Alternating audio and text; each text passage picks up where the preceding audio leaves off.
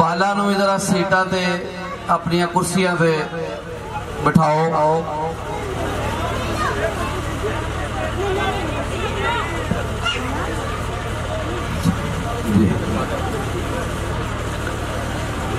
पंजाबी ज़बान ते पंजाब के हवाले नाल जनाब जमील पाल साहब, डॉक्टर जमील पाल साहब एक तवील जदोजहद है आपकी। आप आज इस पंजाबी काठे तशरीफ ले आए ने, असी इन्हां दे शुक्रगुजार भी हाँ। तो इन्हां नाल गुजारिश करांगे कि अपने ख्यालात दे नाल आगाह करें। जनाब जावेद पाल, जमील पाल।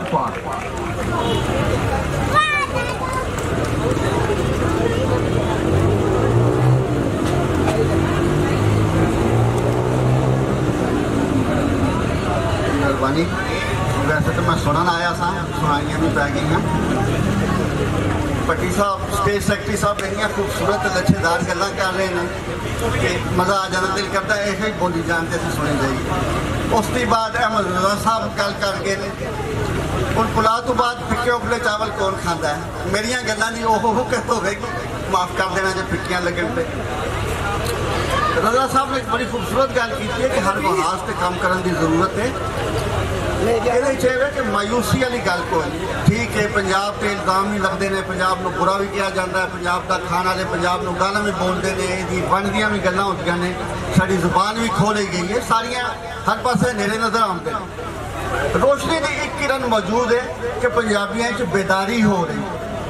सारा कुछ रुड़ जाए कोई नहीं, दोबारा हो सकता है जे सारे को अज़म होवे कि असीं दोबारा सारा कुछ हासिल करना है। तो पंजाबी जाग रहे हैं, इकट्ठे हो रहे हैं, तो इंशाअल्लाह असीं सारा कुछ हासिल कर लवांगे। जिन्हें हकूक ने साड़ी जुबान भी आएगी, कल्चर भी आएगा, सब कुछ आएगा। एक छोटी जी गल पिछले बैठे बरखुरदार को गल कर रहे थे, जिवें मेरे दिल च आया, इसदा माइंड ना करना, मैं कोई डिबेट नहीं कर रहा। कोई 20-25 साल पहले की गल है, रावलपिंडी के साढ़े एक दोस्त होंगे सन पंजाबी सेवक हनीफ हनफी साहब। उन्हें एक बड़ा इकट्ठ किया स्कूलों, सारे इलाके के स्कूलों उन्हें पंजाबी बतौर मजमून लागू करवाई।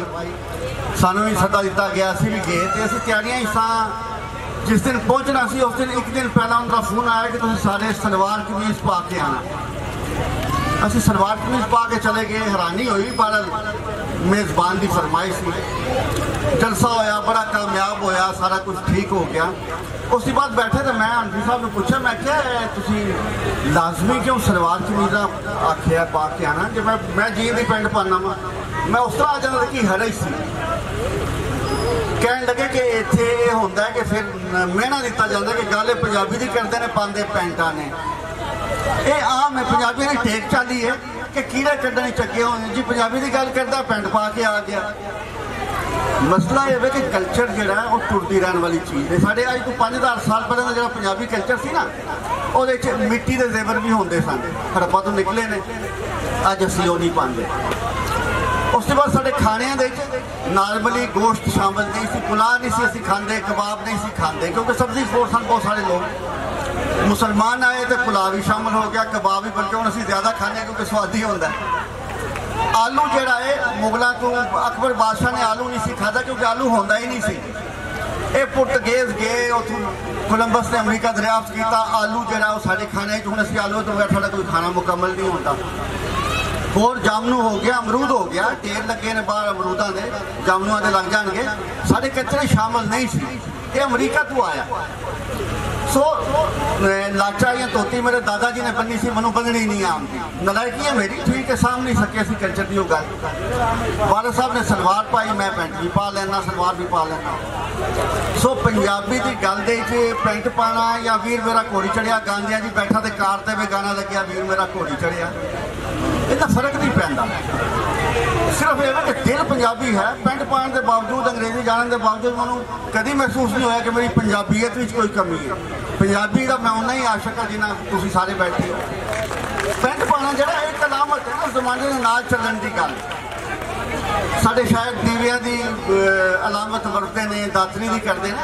ਇਹ ਜੇ ਪੰਜਾਬੀ ਅਸੀਂ ਕਲਚਰ ਲਿਆਉਣਾ ਹੈ ਤੇ ਅਸੀਂ ਸਾਰੀਆਂ ਖੂਬਸੂਰਤ ਚੀਜ਼ਾਂ ਬਲਗਾਰੀਆਂ ਵਾਲੇ ਕੀਤਾ ਸੀ ਕਿ 2 ਪਿੰਡ ਪੂਰੇ ਦੇ ਪੂਰੇ ਫੜ ਕੇ ਉਹਨਾਂ ਮਹਿਫੂਜ਼ ਕਰ ਦਿੱਤੇ। ਇਹ ਸਾਡਾ ਕਲਚਰ ਹੈ, ਸਾਡੀ ਤਾਰੀਖ ਹੈ, ਅਸੀਂ ਵੀ ਇਹ ਕਰਾਂਗੇ ਇਨਸ਼ਾਅੱਲਾ। ਪਰ ਇਹ ਨਹੀਂ ਪੰਜਾਬੀ ਦਾ ਮਤਲਬ ਕਿ ਅਸੀਂ ਦਾਤਰੀ ਨਾਲ ਮੈਂ ਫਸਲ ਕੱਟਣੀ ਸ਼ੁਰੂ ਕਰ ਦਿਆਂ ਜਾਂ ਦੀਵਾ ਬਾਲ ਕੇ ਬਹਿ ਜਾਂ ਟਿਊਬਲਾਈਟ ਤੋਂ ਐਲਰਜੀ ਹੋ ਜਾਏ ਮੈਨੂੰ ਜਾਂ ਲਾਚਾ ਬਾਲਣਾ ਜੀ। ਪੰਜਾਬ ਵਿੱਚ ਲਾਚਾ ਹੈ ਨਹੀਂ, ਜ਼ਮਾਨੇ ਦੇ ਅਸੀਂ ਨਾਲ ਚੱਲਣਾ। ਪੰਜਾਬੀ ਨੂੰ ਅਸੀਂ ਕੰਪਿਊਟਰ ਦੌਰ ਵਿੱਚ ਲੈ ਕੇ ਜਾਣਾ, ਪੰਜਾਬੀ ਨੂੰ ਕੰਪਿਊਟਰ ਸਿਖਾਣੀ ਹੈ, ਕੰਪਿਊਟਰ ਵਾਲਿਆਂ ਨੂੰ ਪੰਜਾਬੀ ਸਿਖਾਣੀ ਹੈ। ਪੰਜਾਬੀ ਉਦੋਂ ਹੀ ਤਰੱਕੀ ਕਰੇਗੀ ਜਦੋਂ ਜ਼ਮਾਨੇ ਦੇ ਨਾਲ ਨਾਲ ਚੱਲੇਗੀ। 2020 ਤੋਂ ਬਾਅਦ 2019 ਜਾਂ 2018 ਨਹੀਂ ਆਉਣਾ, 2021 ਆਵੇਗਾ। ਉਹਦੇ ਨਵੇਂ ਤਕਾਜ਼ੇ ਹੋਣਗੇ, ਨਵੀਆਂ ਇਜਾਦਾਂ ਹੋਣਗੀਆਂ, ਨਵੀਆਂ ਤਰੱਕੀਆਂ ਹੋਣਗੀਆਂ। ਉਹਦੇ ਨਾਲ ਅਸੀਂ ਪੰਜਾਬੀ ਨੂੰ ਲੈ ਕੇ ਜਾਵਾਂਗੇ ਜ਼ਮਾਨੇ ਦੇ ਨਾਲ ਨਾਲ ਤੇ ਅਸੀਂ ਕਾਮਯਾਬ ਰਵਾਂਗੇ।